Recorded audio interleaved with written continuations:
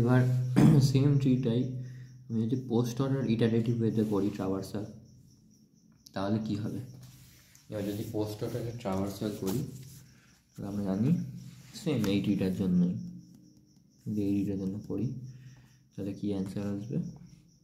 4 5 2 6 7 3 1। এটা আমরা সবাই জানি, চাপ নেই। তো এটা প্রি অর্ডারের মতোই অলমোস্ট, জাস্ট দুটো লাইন চেঞ্জ হবে। তো এখানেও ফার্স্টে আমি কী করবো, এটা স্ট্যাক বানিয়ে নেবো। ঠিক আছে, ফার্স্টে আমি আমার রুটকে দিয়ে দেবো, আর এখানে চেঞ্জ হবে জাস্ট ওই লাইনটায়। এখানে আগে আমি লেফটকে পুশ করাবো, দেন রাইটকে। তার কারণটা কি? তার কারণ হচ্ছে আমি আগে লেফটকে পুশ করাচ্ছি, এই আমার রুট, আমি আগে লেফটকে পুশ করাচ্ছি তাহলে রাইটকে।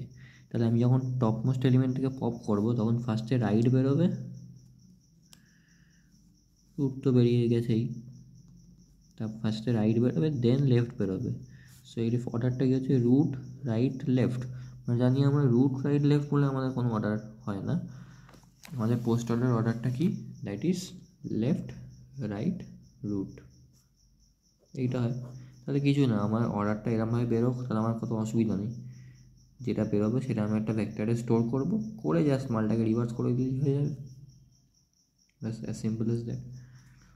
আগেরটাই প্রি অর্ডারে কী করছিলাম? প্রি অর্ডারে আমরা রাইটটাকে আগে পুশ করছিলাম, তারপরে লেফটটাকে পুশ করছিলাম, যাতে যখন পপ করে বেরোবে ফার্স্টে, স্ট্যাকের নিয়ম ফার্স্ট ইন লাস্ট আউট, তো যখন ফার্স্টে বেরোবে সে লেফট বেরোবে, তার মানে রুট লেফট রাইট, আর এটাই প্রি অর্ডারের অর্ডার। তো ওই জন্য আমরা রাইটকে আগে পুশ করছিলাম, দেন লেফটকে পুশ করছিলাম, যাতে বেরোনোর সময় লেফট আগে বেরোয় আর রাইট পরে বেরোয় ডিসপ্লে হওয়ার সময়। বাট পোস্ট অর্ডারে ঠিক উল্টোটা চাই আমার, ঠিক আছে?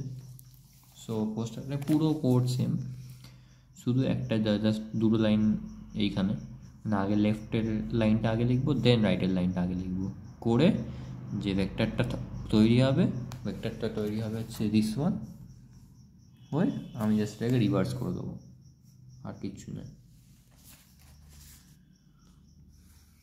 এটা করেই দেখে নিই। ফার্স্টে হচ্ছে 1, ঠিক আছে? তাহলে ফার্স্টে গেলে হচ্ছে আমার 1, ভালো কথা। এবার আমি ফার্স্টে কী পুশ করবো? লেফট পুশ করবো, ঠিক আছে? আমার লেফট পুশ হবে, তাহলে আমার 2 পুশ হবে, আর তারপর রাইট পুশ হবে, ঠিক আছে? তাহলে টপ মোস্ট এলিমেন্ট গেছে 3, তাহলে 3 হচ্ছে আমার টেম ছিল হচ্ছে 1, এখন 1-এর জায়গায় চলে গেল 3, ভালো। এবার টেম যে বেরিয়েছে তারই আমি চেক করবো লেফটে কী আছে, 6 আছে, রাইটে কি 7, তাহলে ফার্স্টে হচ্ছে লেফট দেন রাইট, ভালো কথা। এখন টপ মোস্ট এলিমেন্টকে 7, ঠিক আছে? তাহলে এখন 7 পপ হবে, ঢুকে গেল 7 এখানে, ভালো কথা। এবার 7 যে বেরোলো, 7-এর লেফট আর রাইটে কিছু নেই, হাঁটাও আমরা, তাহলে আবার চেক হবে size greater than 0, very good.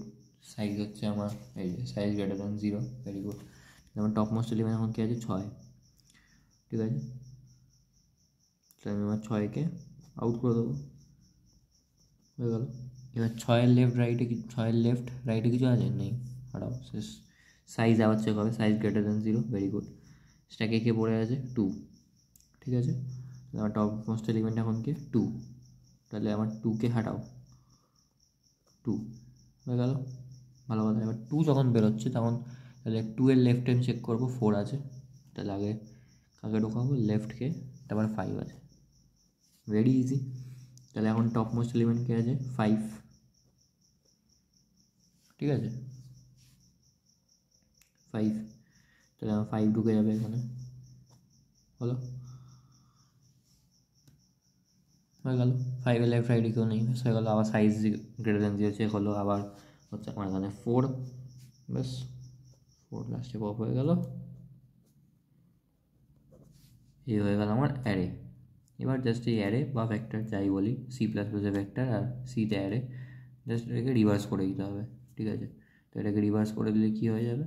4 5 2 6 7 3 1, আর এটাই হচ্ছে আমার answer of post order traversal.